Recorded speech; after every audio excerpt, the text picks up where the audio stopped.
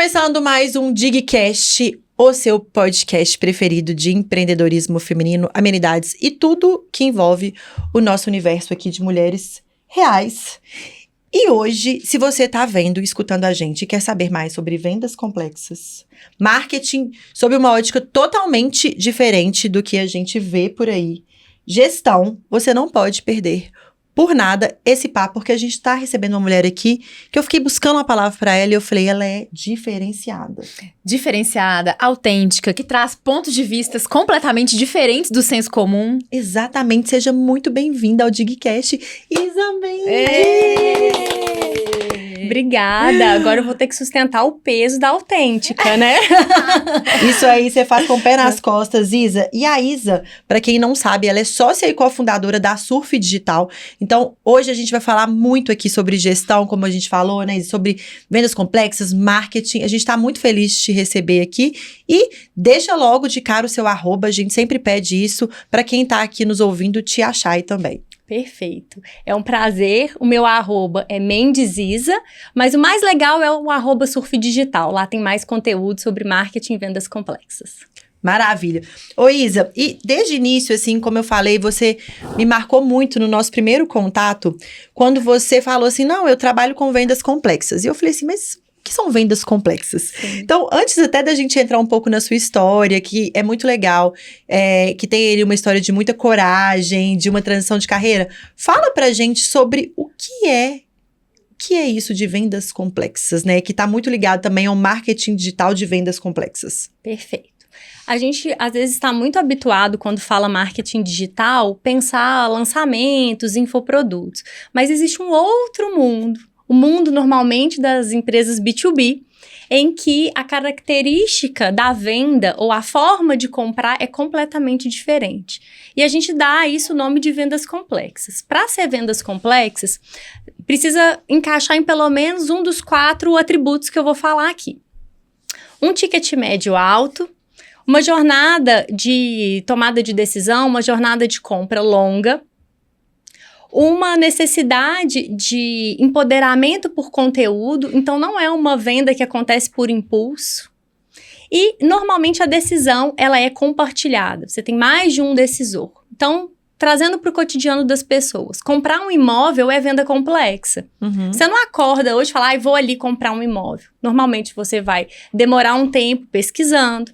Você vai, se você for casada, você vai trazer seu parceiro ou parceira para essa decisão junto com você. Você vai precisar entender as possibilidades de pagamento. Você tem como que você vai comprar aquilo. Então, a jornada, ela é muito longa. E não é uma decisão, por exemplo, como, sei lá, às vezes comprar um óculos que você tá passando. Ai, adorei. Uhum. Vou lá, compro. O custo de decidir errado é muito alto numa venda complexa. E não é só apenas o custo financeiro. Se você está comprando para uma empresa, por exemplo, e é algo de vendas complexas, às vezes a sua carreira está em risco. Uhum. Porque você decidiu errado. Então, tem uma parte ali do marketing que precisa contemplar toda essa complexidade desse perfil de venda. Então, as ferramentas, a forma de pensar, o mapeamento de jornada de cliente é completamente diferente. Ô Isa, e você falando, né, porque a tomada de decisão, a gente estuda muito sobre marketing, vendas, a tomada de decisão, a gente vê que ela, cada vez mais as pessoas estão entendendo que ela é muito tomada na emoção. A emoção, ela é um fator de tomada de decisão mesmo.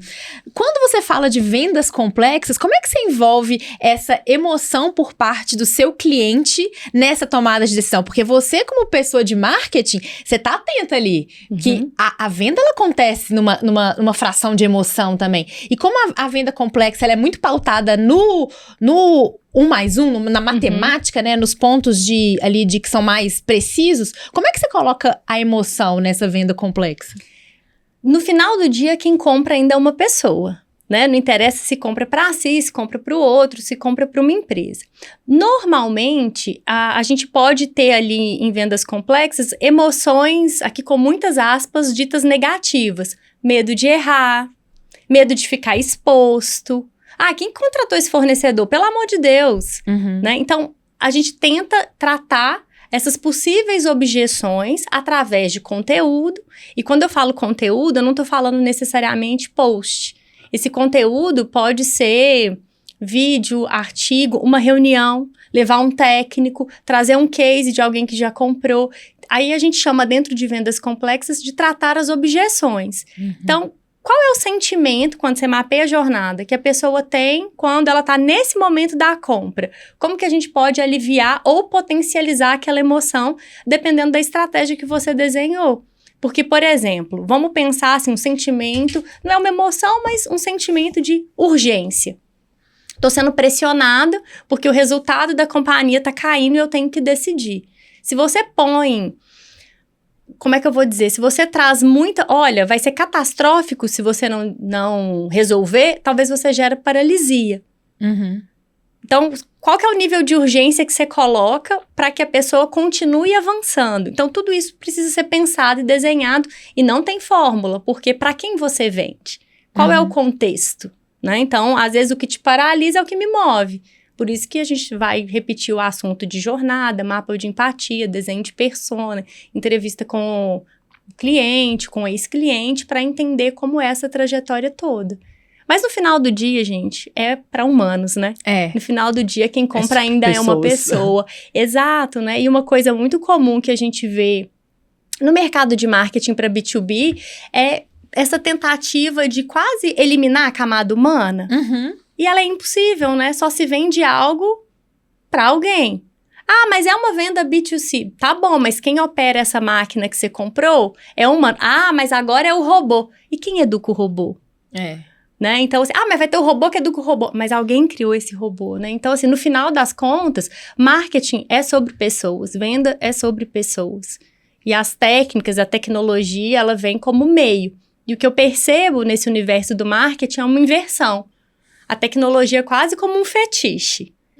Eu tenho essa plataforma, essa plataforma, essa plataforma. Tá, mas se quem operacionaliza não entende como atingir quem se pretende, amor, você pode ter um foguete na sua mão, você não tira ele do lugar. Exatamente.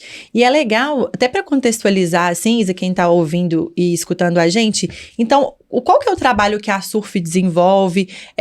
Qual que é hoje a entrega de vocês, né? Como que você chegou nessa trajetória aí de estar focada em vendas complexas? Conta um pouquinho aí da Surf, tá? Pra gente poder falar sobre isso, né? Falar sobre o marketing, falar sobre gestão. Esse é um assunto que a gente quer falar muito. A gente vê que você é uma entusiasta, apaixonada, Sim, né? Sou. Eu gosto muito do avanço que a humanidade traz e como a gente vai encontrando formas de se relacionar. Então, falando um pouco da Surf. A minha formação, eu acho difícil falar da Surf sem falar de mim. Por favor. Por favor, mas então, é isso. A minha formação é psicologia. Eu me casei e, na ocasião, né, lá na época, eu namorava um publicitário. E eu detestava publicitários. Sim.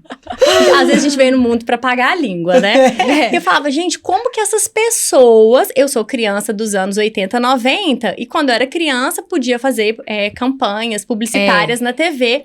E tinha duas, que eu detestava, assim. Eu lembro da sensação de criança, que era uma tesourinha. Que era uma criança com uma tesourinha do Mickey. E ficava, eu tenho, você não tem. E eu era que não tinha, né? Nossa. E eu pensava... Nossa, Quem que fez isso? tá bom. E aí, depois, outra do chocolate, que era compre batom, seu filho merece batom. Avança, eu fiquei adulto, falava, gente, como que a criança merece gordura hidrogenada? Me explica em que planeta.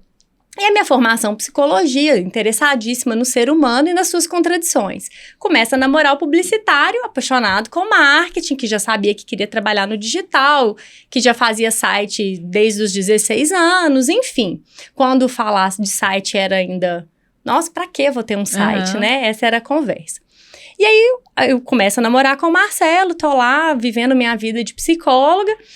O Marcelo resolve montar, então, a empresa. E aí, quando a Surf nasce, ela nasce fazendo sites, hot sites, jogos corporativos, várias aplicações web.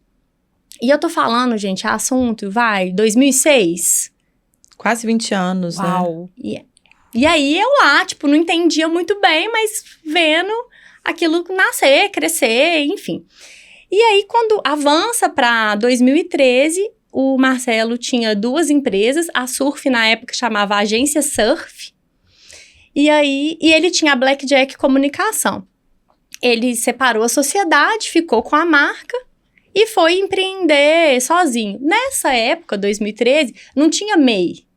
Então, por uma camada, se eu não me engano, tributária, era interessante ter um outro sócio. Sim. Era algo assim. Eu não entendi absolutamente nada disso, a sócia fui eu. Eu lembro muito disso, 1%, né? Era. Aí o Marcelo pensou, a gente já casou? Vou chamar Isabela, né? Ele fala, eu não sei se é verdade, ele fala que já havia em mim um potencial, uma potencial empreendedora. De vez em quando ele até falava, você devia empreender e tal. Eu, deixa pra lá. E aí a gente vai fazer o contrato social, eu não tinha a menor ideia de onde eu tava me metendo. O contador entrega 50-50. E aí precisava abrir conta em banco, a gente tinha vendido na época um primeiro portal de conteúdo do SPC Brasil. Então, pensa, eu tô falando em 2013, a gente já tava fazendo portal de conteúdo com simulador de troca de juros, para entender qual dívida era mais barata, enfim, era muito pioneiro. E a gente precisava emitir nota, seguir. Marcelo disse, um dia a gente troca. Não aconteceu, né? Parece que não aconteceu. E eu trabalhava como business partner na TOTUS, na área de RH, atendendo os times de tecnologia, de desenvolvimento, homologação, helpdesk, fábrica de software. E nesse momento, assim, finalzinho de 2013, eu já estava saturada, assim. Hoje as pessoas falam, talvez você tenha tido um burnout. Não tinha esse nome na época, então nem sei se posso dizer. Eu decidi que eu ia deixar de trabalhar com RH e ia buscar algo para fazer. Comecei a estudar moda, design de moda. E o Marcelo empreendendo sozinho, e essas coisas acontecendo simultaneamente. Falei, tinha que mandar malote para contabilidade. Houve um tempo que era assim, né? Aí eu vi aquele tanto de papo, eu falei, deixa que eu mando, Marcelo. Isso, deixa que eu faço. Aí tinha vaga. Não, eu recruto para você. De repente, assim, o Marcelo tinha um evento que chama RD Summit, que é o maior evento de marketing digital da América Latina. Marcelo, você tem que ir, vamos. A Surf podia ir para esse lado. Falei, meu Deus, lá vem, mais evento de publicidade. Falando tanto que eles são bons. Tá bom. Mas é que eles sabem fazer bem. Falar o tanto que eles... Exato. E aí, era em Florianópolis. Eu, como boa mineira, falei, bom, se tudo der errado, eu vou pra praia. Perfeito, então vamos. Fomos, choveu todos os dias. E clássico do sul, né? Um clássico de Choveu Floripa. todos os dias, fui pro evento. Ali eu fiquei enlouquecida. Virou a chave ali. Porque a conversa era, naquela ocasião, já era Summit de 2014, 15. A conversa era, como educar as pessoas para que elas tomem boas decisões de compra. E aí, na plenária do Summit, devia ter umas 3.000 pessoas, 3.500 pessoas. Eu olhei aquilo e falei, caramba, isso aí eu quero fazer. Isso aí me interessa. Porque eu não quero ser a pessoa do compre batom. Eu quero ser a pessoa que diz, olha, isso aqui funciona, isso aqui não funciona, a decisão é sua. Esse modelo eu acredito. E aí, nesse dia, eu tive uma baita virada de chave e falei com o Marcelo, olha, isso aí eu vou fazer. Vamos fazer um combinado de 5 anos. Se em 5 anos, fazendo isso pra gente, que é uma empresa minúscula, der resultado, imagina fazer isso para quem pode investir. E a gente começou, então, a usar a Surf como laboratório de tudo que a gente fosse comercializar. Então, a gente começou a estudar inbound marketing, ABM, enfim, outros serviços, tendo a Surf como laboratório, porque era onde eu tinha maior liberdade para testar. Se desse errado, bom, é o custo de aprender. E se funcionasse para quem não tinha recurso para estar na internet com rios de dinheiro, imagina com quem pudesse, né? E foi assim que a gente começou. E aí o nosso portfólio de serviços vem evoluindo desde então, porque a internet não para, né? O digital não para. E aí é cada vez mais difícil separar o que é marketing do que é tecnologia, como que um suporta o outro, enfim. E quem que é seu cliente ideal hoje? Quem que te contrata, assim, mais... Aí, Bru, vai depender de qual serviço. Hoje a Surf, ela tá se tornando, ela já é um ecossistema de soluções para marketing e vendas. Uhum. Então, a gente tem desde implementação de CRM, integração de CRM com software de automação de marketing, a gente tem a parte de desenvolvimento de sites, a gente tem a parte ali de várias entregas de marketing digital. Então, vai depender de qual solução. Assim, eu tenho desde clientes que estão comprando um site, que é uma coisa, um site simples, a clientes que estão comprando sites muito complexos, clientes que estão, assim, com a sua operação de marketing toda conosco, e aí é uma operação global, então depende. Entendi. É difícil responder isso, porque depende da solução, sabe? Mas cada vez que passa, nós na Surf estamos mais interessados em estruturar e acelerar processos e times de marketing e vendas. Aí, como vai depender da dor e do tamanho de cada cliente. Nossa, Isis, teve uma frase que você falou aí que me marcou muito, que você falou assim, quando a gente errava era o custo do aprendizado. Isso é muito interessante, porque o que a gente vê aqui é que muitas vezes, né, no empreendedorismo, quando a pessoa erra, ela desiste, né? Aí ela fala, ai, errei, desisto, isso não é pra mim, deixa eu... E o erro, né, ele é muito importante nisso que você falou, né, do custo do aprendizado. Aqui a gente fala muito assim, olha, se for pra errar e pra fazer esses testes, erra longe do seu core business ali, né, o máximo possível, né, tenta manter ali... Onde que é o seu principal ali, a sua principal fonte de renda, a sua principal, onde que sua empresa mais brilha, tenta errar longe dali. Mas isso é muito interessante que você trouxe esse ponto de vista, né? Nath, e assim, eu acho, trazendo uma camadinha extra, eu acho que para nós, mulheres, é mais difícil ainda. Sim. Né? Com Porque certeza. a gente já tem todo um histórico de socialização, né? Que tem que estar impecável, a régua pra gente estar num lugar diferente. Mas eu também acho que só erra quem faz. Exato. Só é possível errar se você tá fazendo. Então, tem uma parte que eu acho que é muito empoderadora quando a gente se permite. E aqui eu não tô falando de erro leviano, de desatenção. Sim. Eu tô falando de testar a hipótese. Porque a sua empresa, às vezes, vai, como qualquer empresa do mundo, vai ter ciclos. Às vezes, você tá com uma solução que ela vai funcionar por 1, 2, 3, 5 anos. E o mundo tá mudando. Tem outros concorrentes, tem outros entrantes, tem outras tecnologias. Aquilo não é garantia, né? Então, vamos pensar a própria contabilidade, que parece um segmento que muda pouco. Expede contábil e fiscal, meu amor. Muda demais. Mudou, acabou, se vira, aprende. O cliente que tá lá consumindo da Amazon, ele passa a esperar um tempo de resposta da sua empresa, seja ela qual for, tão parecido quanto da Amazon. Então, assim, o cliente tá mudando, o mundo tá mudando, e se você não for testando, você vai perdendo capacidade de adaptação. Tanto que a gente sempre na Surf, né, gosta de falar que nós somos nascidos para evoluir, porque, cara, é o custo de estar vivo. Exatamente. É o custo de estar vivo. É 100% legal o tempo inteiro? Não, tem hora que você fala, oh Deus, por que mais um erro? Né? Acontece, mas eu acho que a gente começar a aprender a gostar da jornada é importante para se manter num caminho de empreendedorismo, porque a jornada não é leve, pode ser um pouco mais leve, não é linear, Exato. né? E o crescimento, ele não é uma régua ascendente. Tá mais para um eletro, né? Com certeza. Então, assim, e o eletro, quando ele fica estável, é porque você partiu. Então, vamos aceitar esse sobe e desce e vamos tentando. E é o que a gente fala, né? Crescer dói. Se você não tá, se você não tá no caos do crescimento, você tá morrendo. Você tá no caos de morrer, né? Então, realmente... Ou na paz de morrer, né? Tipo assim, Eu acho que no caos de morrer, não. Acho que talvez É você isso, tá na paz. Eu Olha, o concordo. mundo está desabando. Nossa, Se você você tá plena. Porque a frase é exatamente essa. Se você Descansou em paz. Se você tá muito na paz, se a sua empresa tá muito linear, muito na paz, se o eletro...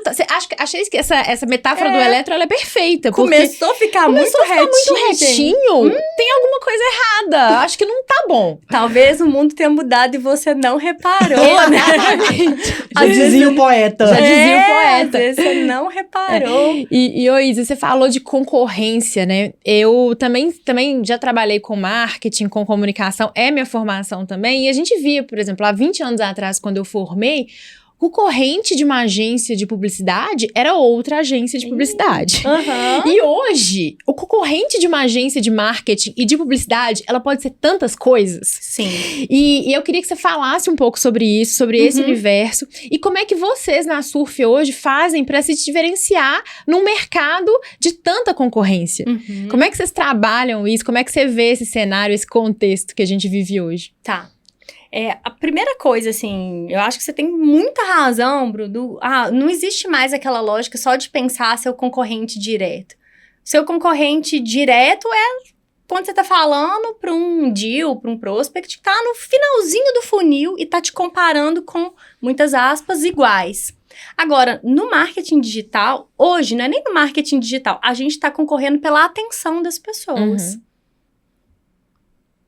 O dinheiro é o mesmo, a atenção é a mesma. Eu escolho assistir ou ouvir o Digcast ou vários outros, ou a Netflix, ou ler um livro, ou estudar para minha prova, ou... Então, assim, a coisa mais escassa hoje é o tempo e a atenção das pessoas. E aí você me perguntou, como que a gente faz para se diferenciar? Aceitando que o que eu fiz no passado diz sobre o que eu fiz no passado, né? Não diz sobre o que farei no futuro. Mas eu acho que se eu fosse trazer, assim, em uma frase, a gente acredita profundamente na Surf que o futuro é humano e evolucionário. Então, a gente está olhando para o humano. É muito comum no meu mercado as pessoas estarem olhando para a tecnologia como fim.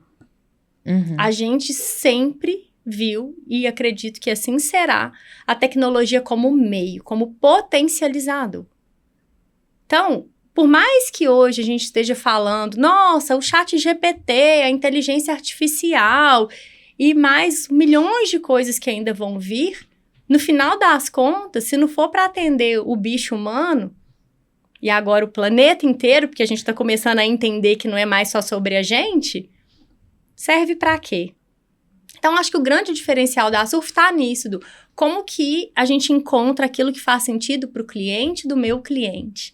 E um grande erro, assim, dos profissionais de marketing, na minha humilde opinião, é que às vezes eles estão olhando para o trabalho deles como algo em si mesmado, como algo que tem começo e fim naquele lugar. E não é.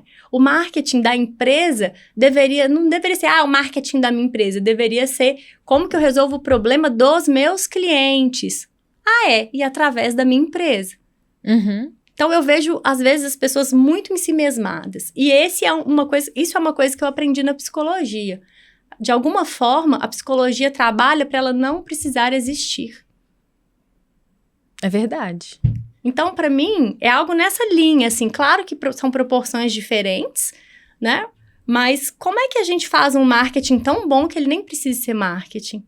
Maravilhoso isso. Nossa, Isa, eu tô aqui vendo você falar. Eu queria muito uma opinião sua em relação a como que você vê hoje, né? Você trouxe isso, a Bru trouxe essa questão da diferenciação, porque hoje a gente vê um mercado, queria tanto a sua visão como empresa e como consumidora. Hoje a gente vê consumidores mais conscientes, porque a gente surfou aí uma onda de um marketing digital muito agressivo, poucas entregas. Claro que isso não é todo mundo, né, gente? Mas teve, então, hoje os consumidores, eles já estão mais exigentes. E na outra ponta, a gente vê também, então, a gente escuta muitas mulheres aqui no Dig, por exemplo, falando assim, que falam sobre finanças. Eu não vou pro digital, eu vou concorrer com a Nathalia Arcuri? Então, assim, com esse pensamento. Como que você tá vendo hoje, tanto esse movimento dos consumidores que estão querendo mais, né? Então, assim, a gente tava conversando muito sobre isso outro dia, né? Eu tava falando isso com a Bruna, eu falei, Bru, under promise, over deliver, né? Tipo, prometer menos, entregar mais, porque as pessoas estão cansadas, né? De 1000 promessas e não ter ali uma entrega efetiva. E como que você vê também essa questão de muitas empreendedoras, muitas empresárias, muitas empresas falando com esse pensamento. Meu nicho é esse, vou concorrer com Natália Arcuri e Thiago Nigro, dando um exemplo bem assim. Sim, né? De mais conhecidos, né? Nossa, Nath, tem tantas formas da gente percorrer essa conversa, eu vou falar as 2 primeiras que vieram à minha mente, assim. E vou responder de trás para frente.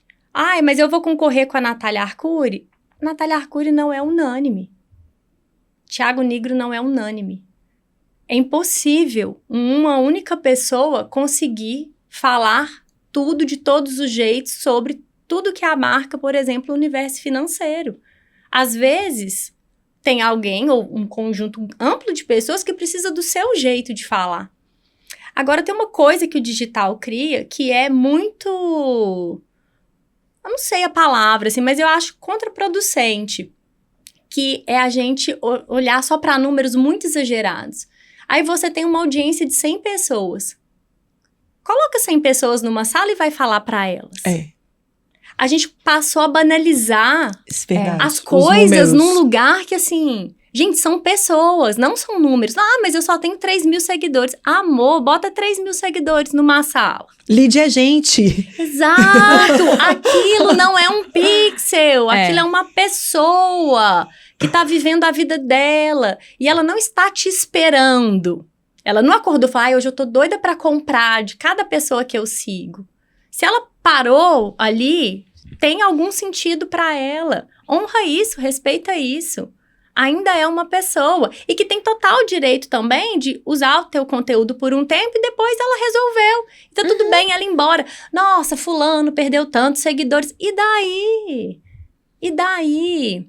E lá na primeira pergunta que você me fez, tem uma coisa, assim, que pra mim é um valor inegociável. Pra mim, não existe gente burra. E é muita arrogância das pessoas de marketing achar que o consumidor não aprende.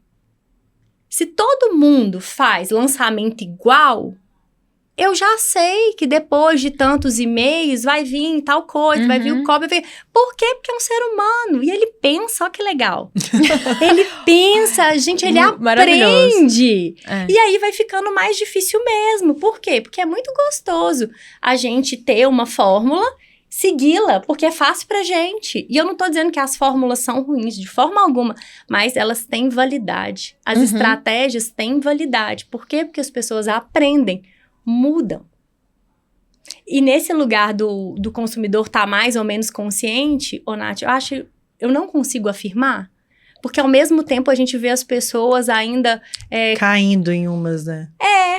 Porque eu acho que sim, estamos cansados, e não sou eu que estou dizendo, né? E tem vários autores aí estudando isso, porque a gente está muito exposto à tela, à informação, numa velocidade que eu não sei se a gente é capaz de absorver, né? E uma sensação de, nossa, eu não consigo acompanhar.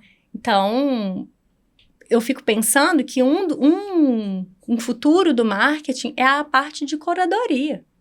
A gente conseguir filtrar quem a gente escuta, quem a gente segue, de forma que isso esteja cada vez mais atrelado àquilo que é valor pra gente. A minha curadoria talvez não vai ser igual à sua, e tudo bem. Somos pessoas diferentes, vivendo vidas diferentes.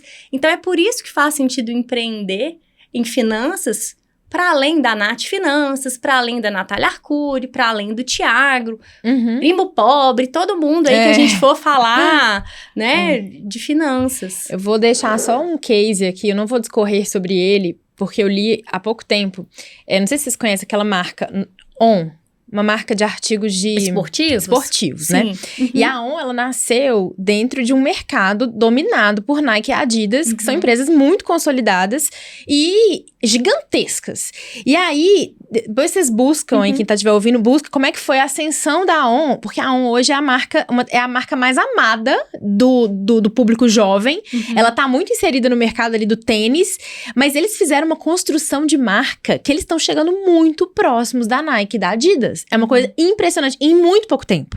Então, não vai dar tempo de discorrer sobre isso aqui, mas quem tiver interesse sobre isso, sobre você surgir num mercado que é completamente dominado muito grandes, né? Como a Nath falou da questão do mundo das finanças, você também citou, mas vale a pena dar uma lida sobre a trajetória da ON, que foi totalmente pautada pelo marketing, e um marketing muito bem feito, e eles acabaram de contratar a Zendaya pra ser a garota propaganda deles. E, nossa, eu, assim, sou fã número 0 da Zendaya, acho ela maravilhosa, gata, diferente. Então, vale a pena. Fica a dica. Uma dica de Digcast pra vocês. Eu amo. Tiaga me enche de repertórios. É legal, né? É legal a gente falar sobre isso também, que eu acho que as pessoas também, elas não veem o digital como uma empresa que simplesmente ela opera de outro meio, mas que precisa de tempo, de construção, né? E isso que é o legal de ouvir de você, Isa, da gente estar aprendendo aqui com você sobre esse olhar, que é o jogo do longo prazo, né? Que é o jogo que exige gestão, que exige ali não só criativos e não só uma superficialidade, ele exige, tem muitas outras camadas. E quando a gente entra no seu Instagram, Isa, é uma coisa que chama muita atenção da gente, é o seu olhar sobre gestão. Tanto que você fala sobre feedback, sobre time, sobre cultura. Como que você vê isso hoje? Qual que é, assim... Não sei se você pode dar uma dica ou um livro, alguma coisa que pra você, assim, foi... Igual você falou, eu fui no RD, aquilo ali virou uma chave pra mim, tipo, isso encaixa comigo, isso é legal. Assim, quando a gente fala sobre gestão, o que pra você, assim, você fala assim, isso é inegociável, isso aqui, o que eu faço dentro da minha empresa é o que eu aconselho qualquer empreendedora a fazer? Nath, tem tanta coisa, assim, que eu sinto até um pouco... Como é que eu vou falar? Vamos fazer uns 3 episódios pra gente falar disso. Porque você falou sobre longevidade, longo prazo, gestão. E não são coisas que... Foram coisas que eu fui aprendendo e continuo aprendendo. Né? É muito comum a gente ver as pessoas discutindo, mas e a geração tal, quando ela vier pro mercado, enfim... E nessa lógica de, um livro que mudou minha cabeça, vou só dar um pouquinho de contexto, assim. Apesar de ser uma pessoa com uma estatura não muito elevada, né, muito magrinha, assim, pequenininha e tal, eu era lida como muito brava. Eu era lida como uma pessoa assim, nossa, muito brava. Ela é muito brava, ela é muito agressiva. Desde a minha infância. E eu fui crescendo com isso. Eu sou muito brava, então eu tenho que... Não posso ser assim, né? Eu tenho que me adequar, E teve um período que eu recebi um feedback muito bacana de uma liderança minha dizendo, Isa, você tem muita potência, mas você precisa ser mais política. Confesso que na hora eu não entendi muito, fui entender bem recentemente. E nessa história de ser, eu tenho que ser política, o que é isso? É não falar o que eu penso, mas o que eu penso, as pessoas me pagaram pra dizer e resolver os problemas, e eu só consigo resolver a partir do que eu penso, então se eu não falar o que eu penso, e aí isso ia me paralisando, e por muito tempo, talvez uns 4 anos, eu fiquei tentando não ser quem eu sou. Isso me custou muito caro, mas muito caro mesmo. E eu tô falando do meu próprio negócio. De tentar mudar em mim coisas que eu não entendia que era isso que me impulsionava. E eu não tô falando aqui de ser estúpida e grosseira com ninguém. Mas não existe uma habilidade ou uma característica que não tenha um lado luz e sombra. Com certeza. Normalmente, o seu principal ponto de melhoria, de ajuste, ele tá coladinho naquilo que é o seu diferencial. E aí, um belo dia, eu nessa busca de, meu Deus, eu tenho que ser mais política, eu tô toda errada, como é que eu vou fazer, encontrei um livro que chama Empatia Assertiva. Esse livro fala de uma coisa que pra mim é, assim, inegociável. Eu sempre vou te falar aquilo que eu verdadeiramente estou pensando. Claro que quando você me solicita. Né? Mas se você me pediu uma opinião, e é muito comum aqui em Minas, né? Me dá uma opinião sincera. Gente, mas todas as minhas opiniões são sinceras, não precisa desse adendo. E esse livro vem falando, basicamente, como você pode conduzir, dentro do seu contexto de vida e de trabalho, conversas difíceis. Porque as conversas difíceis precisam acontecer. São necessárias. E elas são uma forma de tratar adultos como adultos. Dar transparência para as pessoas, e claro, com educação, né, Mas quando a gente escolhe não dizer para um par, para alguém que você lidera, para um chefe que algo não tá funcionando, você tá tirando daquela pessoa a chance de acertar.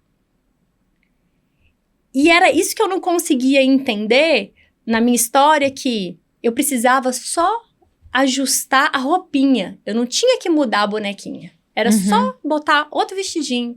E que isso eu era capaz de fazer. Então, que essa habilidade de dizer, olha, não tô gostando, isso aqui, tal coisa, eu já tinha. Mas o mundo falava, não pode. Não pode. Se você não tem nada de bom pra falar, não fale.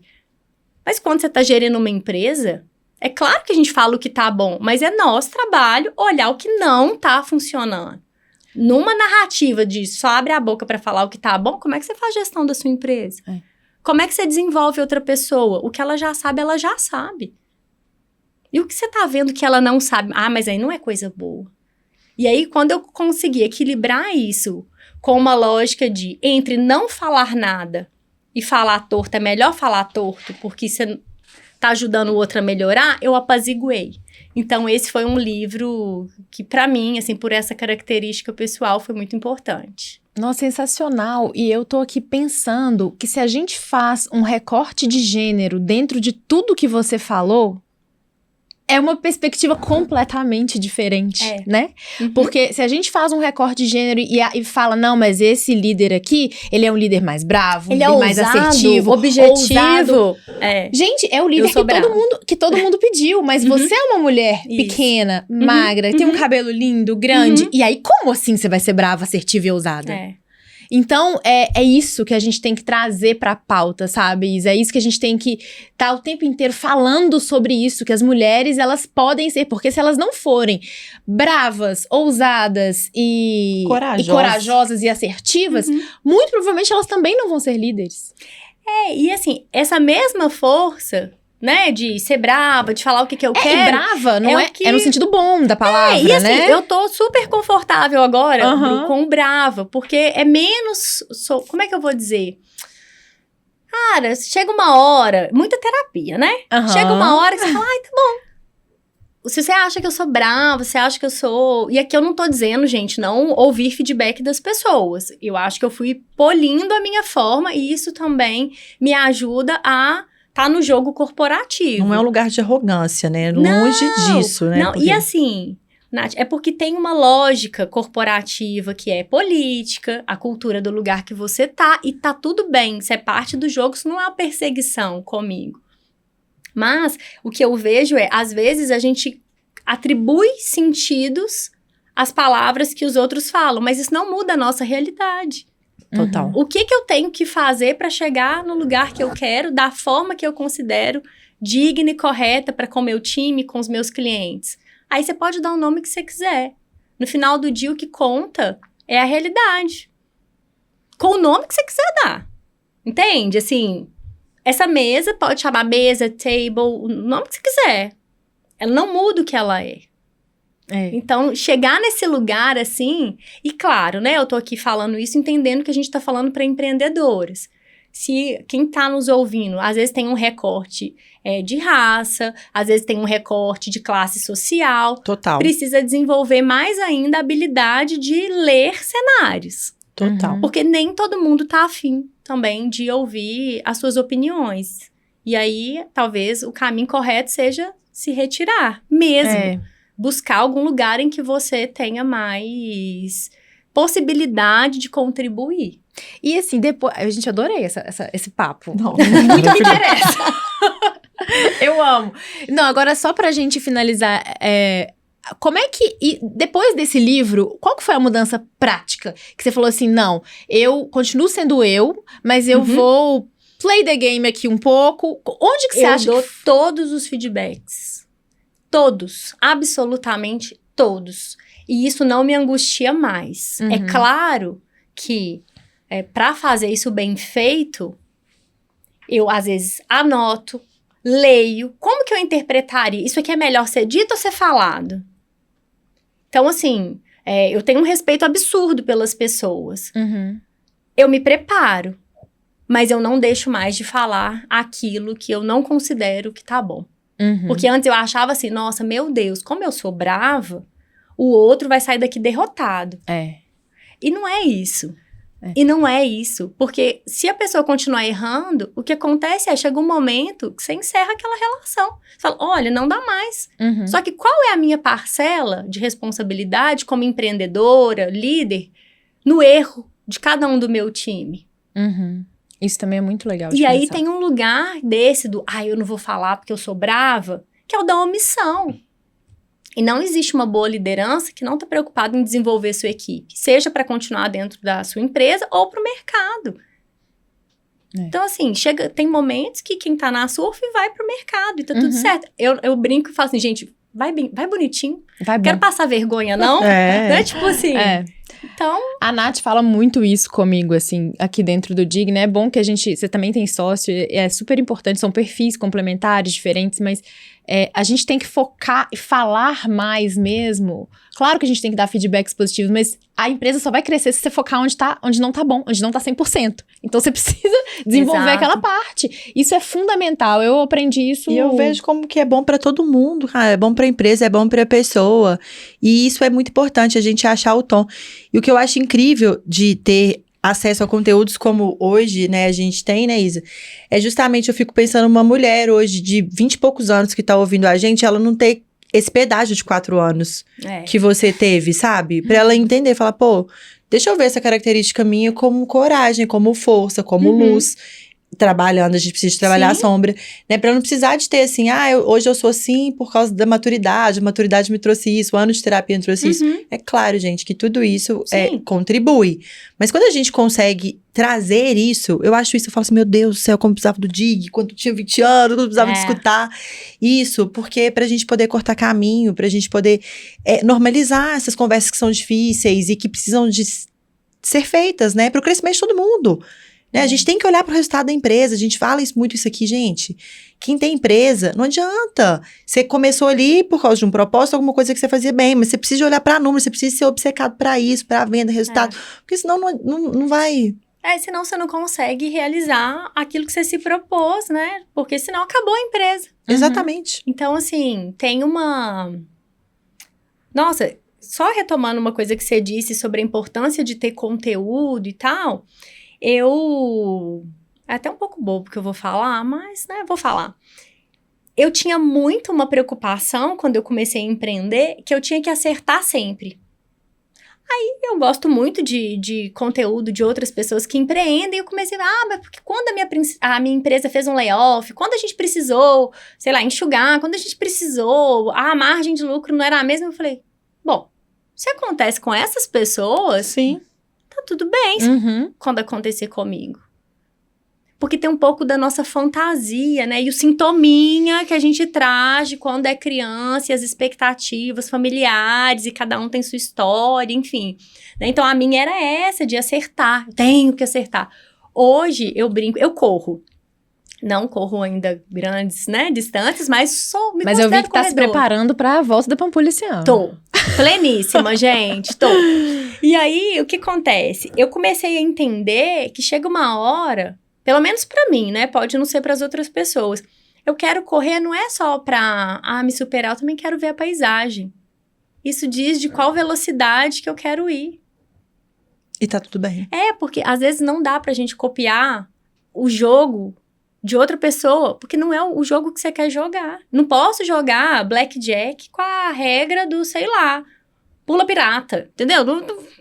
Então, objetivos diferentes. E talvez, pra mim, né, na minha jornada, o mais difícil é entender, tá bom, volta pro centro aqui, Isabela, o que você tá afim?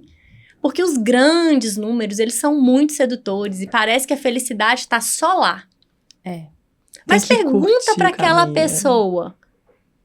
Pergunta pra ela. Ela vai querer outra coisa. Porque esse lá, ele vai mudando de lugar cada vez que você chega, né? Então, assim, e o que você tá fazendo no meio do caminho? Nossa, isso é a maior regra da minha vida, assim. Tem que tá bom o processo. Isso não quer dizer que não vai ter dificuldades. Todo dia tem. Mas como você encara isso, né? Que chave que você vira? Você vai virar a chave do estresse ou a chave da resolução? Como que você vai olhar para aquilo, né? Então, tem hora que a Bru fala isso de mim, que ela fala assim, Nath, mas, nossa, a gente fez isso de legal e tal. Eu falei, mas preciso olhar para isso aqui também, tá tudo certo. E vamos olhar com isso, né? Com leveza, com aprendizado. e seguindo. Ô Isa, pelo amor de Deus, a gente não fez metade das perguntas, Não, eu tô desesperada. Assim, graças a Deus que Isa é digníssima e tá com a gente, porque, né, a gente vai ter que fazer parte 2 dessa conversa. Exatamente. Tem uma pergunta aqui que eu queria muito fazer, Isa, pra gente já chegar aqui no final, que eu vejo que é uma dor muito latente de muitas mulheres e homens também que nos acompanham. A gente tem os ouvintes homens, eles estão aqui escutando também o Digcast. Pra quem ainda não tá consolidado, e consolidado no digital, né, é uma coisa muito particular. Mas pra quem ainda sente, assim, fala assim, nossa, ainda tô aqui enxugando o gelo, assim, onde que você recomenda olhar? Por onde que você acha que essa pessoa, gente, qual o passo pra trás, assim, pra olhar pra essa pessoa ter ali um direcionamento melhor? Eu acho que a primeira coisa no digital, ou empreendendo fora do digital, se é que ainda é possível, né? Mas enfim. Se é que existe. Enfim, né? Primeiro, qual é a vida que você quer ter? Tá pensado? Isso tá posto? Eu quero... Vou dar um exemplo bem exagerado. Eu quero ser aeromoça, mas tá todos os dias com meus filhos. Parece que não vai acontecer. Então, a primeira coisa é essa. Qual vida você quer ter? Como que a sua empresa te ajuda a construir a vida que você quer ter? Aí você começa a desenhar o caminho dessa empresa. Porque é a empresa que serve a gente. E aqui eu não tô falando essas maluquices de mistura dinheiro, não tô falando nada disso. Tô falando o seguinte, quando você fez a escolha de empreender, você estava buscando algo que você não encontrou no mercado formal. O que é isso? A sua empresa, suas decisões de todo dia estão te aproximando ou te afastando da vida que você quer ter? E a qualquer tempo você pode mudar. Isso é muito legal, principalmente para quem tem sócio, a gente fala muito sobre isso. Faça as perguntas difíceis enquanto é fácil. Então aqui nós somos 3 sócios, a gente sabe exatamente o que é valor para nós 3, o que a gente espera, o que cada uma tá ali para contribuir. E, né, porque as pessoas até ficam assim, nossa, a Adriana brigou? A Adriana saiu? Não, gente, ela não tá afim, não é isso que a empresa espera dela. Exatamente, não é isso que a empresa espera dela. Talvez você esteja esperando isso dela, mas nós não. Mas nós não, ela não, a empresa não, até os números da empresa não estão esperando. Exato, porque as coisas estão construídas para não dependerem dela em determinadas posições. Exato. E tá tudo certo, mas tem que ter muita clareza, né? Total. Porque senão só vira confusão. E muita transparência, né? E muita conversa. Achei tão legal isso que você falou, Isa. Lá no Era, a gente... a Kelly, que tem uma empresa até de RH, só voltada para recrutamento para quem trabalha com o digital, ela falou muito sobre isso, que ela tá vendo muita gente se perder nesse sentido, assim, que criou uma empresa que é para ser totalmente lifestyle business, que é a empresa para servir o lifestyle daquela pessoa, e aquela pessoa se perdeu ali no meio do caminho, assim, vendo números muito estratosféricos, e aí começa a falar, não, mas eu preciso de vender a minha empresa, eu preciso de ser uma empresa de equity e tal, fala, aí descola muito do que a pessoa, o desejo genuíno daquela pessoa, e a pessoa se perde, que ela fala assim, pô, mas não foi pra isso que eu construí a minha empresa. Então, eu passar por, não tem fórmula mágica, não tem e assim, e você tem direito de pegar uma curva e se desviar e falar, ops, espera, volta, até o Waze recalcular a rota, gente, a gente pode recalcular a rota, tranquilo, é parte, porque às vezes a gente se perde no outro, né, às vezes você entra, sei lá, numa mentoria, num grupo, e aí de repente, gente, mas todo mundo aqui tal coisa. E aí você começa a achar que você quer também. Às vezes você só tá no grupo errado. Às vezes você descobre uma coisa que você realmente quer e nem sabia que queria. Ótimo, tá tudo bem. Então, assim, mas eu acho que é não perder essa bússola interna do eu tô fazendo isso aqui pra quê mesmo? Tá. Então essas decisões me aproximam, me afastam. Disso que eu e meus sócios e minha equipe, enfim, queremos, né? E é difícil, parece fácil. Mas no mundo de tanto conteúdo, é fácil a gente se perder no... é importante, então para ser bom, tem que estar fazendo o M&A. Então tem que... Será? Será que é o que você quer? Às vezes às vezes não é. Às vezes você não quer hoje, vai querer daqui a pouco. E tá tudo bem, né? Assim, tá tudo... É só a vida acontecendo. Lembra disso. Exato. E que só tem uma, né? Bom, pra quem acredita que reencarna, tem mais de uma. Mas que a gente sabe, neste momento, tem essa. No momento é isso aqui, gente. Essa Tem. Essa tem. Então, E tá rolando. Ô, Izzy, pra gente já ir aqui caminhando para o final desse papo delicioso, a gente tem aqui um quadro, que é o nosso quadro Avião Plotado. O que é o quadro Avião Plotado? Lá no início do DIG, a gente falava que a gente vai ter um avião plotado com Fia Mulher pra levar todas as digníssimas pra viajar pra onde elas quiserem, pra gente ter poder de escolha, liberdade de ir e vir. E esse é o nosso sonho aqui, é a materialização do nosso sonho. E aí a gente pergunta sempre pros nossos convidados também, qual que é seu sonho hoje? Pode ser pessoal, profissional, qual que é seu avião plotado? Qual que é seu avião plotado, exatamente. nossa, eu tenho tanto, gente. Vou ter que comprar um hangar. Que a gata é cheia de sonhos. Mas vou dizer assim, o sonho que tá mais batendo assim agora é de conseguir disruptar de novo o nosso trabalho na Surf de forma a romper com aquele estigma de que a agência não é bom. Uhum. Esse é o sonho. Legal. Romper com esse estereótipo, assim. Muito Tem legal. trabalho pra fazer, né? Tem trabalho. E pessoal, posso contar um pessoal? Claro. Por favor. Que já está em execução. Um sonho em andamento. Eu fiz 40 anos ano passado. E eu vou comemorar a década. Que eu amo aniversário. Então, a minha expectativa entre meus 40 e 50 é colocar meu pé em todos os continentes desse planeta. Uau! E aí, a minha programação é minha próxima viagem. Eu quero fazer um cruzeiro pra Antártica. Gente, eu falei que ela era diferenciada. Eu Nossa! falei no início. A pessoa que quer ir pra Antártica, ela, Sim. né? E essa comemoração de 10 anos? Não, maravilhoso. Já vou pegar. Já gostei. Eu também. Aí você comemora a década. A Dos meus década. 40 aos meus 50. O que farei? É isso. Aí agora eu tô aí Que interessada. signo que Isa é? Eu sou Libra. Ah, achei Aí que eu era nunca Sagitário. sei, a lua e o ascendente, eu misturo. Aí é Libra, Virgem e Aquário. Aí qual que é lua, qual que é ascendente, eu já não lembro mais. Tá, Gente do céu.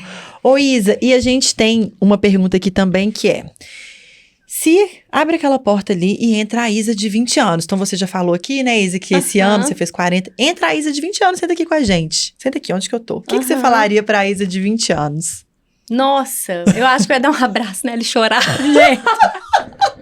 Eu acho que eu ia abraçar e chorar. Ai, a Isa de 20 anos, ela era muito...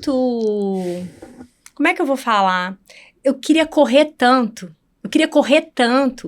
que eu acho que eu não conseguia aproveitar as coisas com mais leveza, assim, sabe? Eu tava muito acelerada. Eu não vou pedir pro meu eu lá de trás desacelerar, porque virou o eu do agora. Eu só Sim. vou abraçar e falar, olha. Acolher ela. Nossa, a Isa do futuro te adora. Eu sou grata a cada escolha que você fez, porque você trouxe a gente até aqui. Mas assim, eu era Gente, pensa assim, um turbilhão de pessoa. Era eu. Eu não consigo nem pensar assim. É, porque hoje você passa Nossa, uma calma. uma calma, tranquilidade. Tá vendo, É. gente? Então. Mas eu era muito, assim... Eu sou ainda acelerada, mas eu tinha uma... Como que eu vou falar? Assim, um medo de muitas aspas aqui, de não vencer. Uhum. De não conseguir me mover do lugar que eu vim. Eu acho que eu não contei isso aqui, mas... minha família é toda do interior. Meu pai é militar, filho de pessoas muito simples. Meus avós da área rural, enfim. E a minha mãe também, família simples do interior. E meus pais se casaram. Eu fui muito desejada. Eu fui uma criança... Meus pais perderam um bebê antes de mim. Então, assim, eu fui o bebê que nasceu, né? Então, já vem com muita expectativa. E quando eu tinha 5 anos... Eu tenho uma irmã, Sofia. Quando eu tinha 5, a Sofia 2, a mamãe falece. Minha mãe morre. E aí, de alguma forma... E aqui eu tô falando com muito afeto. Eu não tô falando de forma alguma, assim. A gente virou o lugar seguro do meu pai. Pra onde voltar. Que você imagina, em 89... Nossa. Num acidente de carro, de repente, sua vida inteira muda, né? E meu pai tinha uma profissão de muito risco. E aí, meu pai se agarrou ao trabalho e falou, bom, eu não posso nem pensar, porque senão eu não movo uma palha. E aí, meu pai sempre trabalhou muito. Pensa uma pessoa que trabalha. Então, meu pai tinha as atribuições dele de militar e aos finais de semana colocava a gente no carro E saía daqui de Belo Horizonte 3 horas da manhã para chegar às 5 da manhã em Bom Despacho para ver tirar leite. Porque ele tinha fazenda e tal, né? E trabalhava o final de semana todo, botava a gente no carro e voltava. E meu pai é um cara, assim, eu morro de amores pelo meu pai. Aqui chora, né? Falando do pai, enfim. Como estar no nível dessa pessoa? Uhum. Então, eu punha em mim. E meu pai nunca me cobrou isso, assim. Mas eu tinha essa reguinha do... não posso falhar. Da onde eu venho, eu tenho que dar conta. E eu queria coisas que não eram comuns na minha família. Então, eu às vezes brincava assim. Quando eu crescer, eu vou ser rica. Nem sabia o que era ser rica. Mas eu sabia que não era igual era na minha casa. Né? Assim, de... poder passear, viajar... Uhum. Com 4 anos de idade, eu fugi de casa, tá, gente? Então, eu sou essa pessoa que... Tem um aquariano aí mesmo. queria estar no mundo, que queria ver tudo. E meu pai focado, trabalhando. Então, as férias, ia pra fazenda pra trabalhar. E eu queria mais, eu queria passear. E aí, o meu medo, assim, da Isabela de 20 anos era... meu Deus, e se a minha vida for só isso? Então, eu tenho que chegar lá. E eu entendi que dá pra fazer as coisas... paralelamente, que essa história do papai não é a minha, né, que eu posso pensar diferente, cometer meus próprios erros, traumatizar as pessoas, Tá tudo contribuir bem. com as pessoas, enfim, né, então é isso, assim, isso que eu falaria pra Isa de 20 anos, assim, só um abraço, tamo junta e vamos lá. Deu certo. Tá dando, né? Tá dando, Tá nossa. dando. E quando eu entendi que se eu corresse demais e fizesse tudo que eu tinha pra fazer muito jovenzinha, vai que Deus fala, linda, encerrou seu tempo, vem. E eu gosto demais daqui, gente. Eu gosto demais de viver. Nossa, que história, Isa. Linda, nossa. E hoje você fala com muita... porque você fala com uma calma, né? Uma clareza, mas ao mesmo tempo a gente sente uma potência. Então é isso, assim. Você fala calma, com clareza, mas a gente vê que tem uma força ali de dentro, assim, inspirador mesmo, viu, Isa? Obrigada. Muito legal. Ai, Isa, a gente amou esse papo. Amei, ficaria Obrigada, aqui. gente. Eu também Quando gostei. a gente fala que o melhor job do mundo é o Digcast, não é é à verdade, toa. não, As não mulheres que a gente recebe, as histórias que a gente tem acesso. Muito obrigada, Isa, por ter compartilhado com a gente a sua história de vida pessoal, profissional. Foi engrandecedor. Você é uma mulher que a gente poderia escutar por horas. A gente quer estar sempre, né? Nossa, vamos aprender com a Isa. Deixa eu perguntar só mais uma coisa e tal, porque é muito bom estar perto de você. Obrigada por esse episódio tão incrível. Obrigada por confiar no nosso trabalho. Você é uma digníssima que está agregando tanto aí na nossa, na nossa contabilidade, na nossa comunidade. Na contabilidade Meu também. Deus vou do tentar. céu. Né? E chegamos ao fim. Chegamos ao fim. Foi muito, muito, muito, muito bom, Isa. Amei. Muito obrigada Que bom. mesmo. Fico muito feliz. Espero encontrar as digníssimas, né, em outros canais, outras possibilidades aí, né? Com certeza. No DigMind, no On, enfim, nos encontramos aí na comunidade. Com certeza. E se você gostou deste episódio, avalie o Digcast pra gente, né, Thiago? Exatamente. Isso é muito importante. Deixa lá, pra 5 gente. estrelas. Coloque 5 estrelas, conta pros amigos, posta nos stories, marca a gente, marca a Isa também. Isa já deixou o @ dela, mas deixa de novo, Isa. Mendes Isa ou Surf Digital. Ótimo. Perfeito. Então é isso, gente. Foi ótimo, maravilhoso. Temos um programa. Temos um programa e incrível. Isa, obrigada. Um beijo e a gente se vê no próximo episódio do Digcast. Beijo. Beijo.